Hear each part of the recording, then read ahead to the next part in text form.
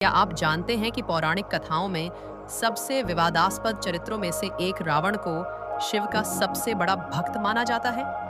लेकिन आज हम जानेंगे कि यह कितना सच है। वास्तव में यह एक दिलचस्प विषय है।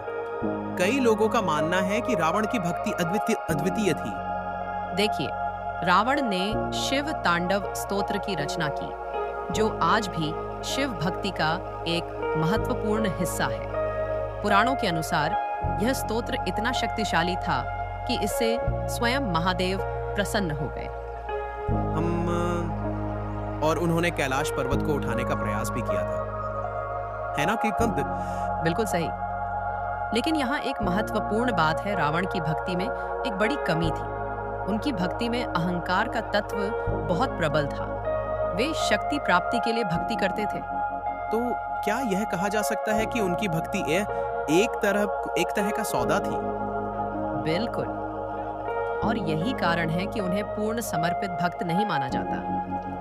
पुराणों में वर्णित है कि उन्होंने अपने 9 सिर काटकर शिव को अर्पित कर दिए, लेकिन यह भी शक्ति प्राप्ति के लिए था।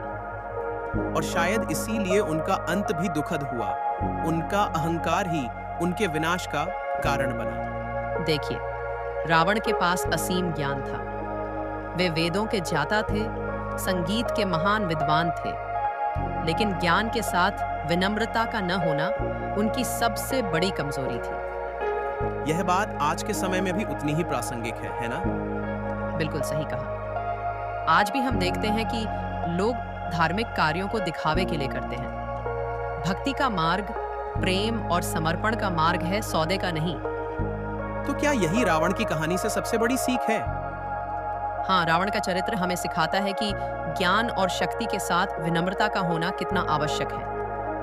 उनकी कहानी आज भी प्रासंगिक है, क्योंकि यह दर्शाती है कि अहंकार कैसे किसी व्यक्ति के विनाश का कारण बन सकता है। वास्तव में यह एक गहरा संदेश है, जो आज के समय में भी उतना ही महत्वपूर्ण है। हर हर महादेव।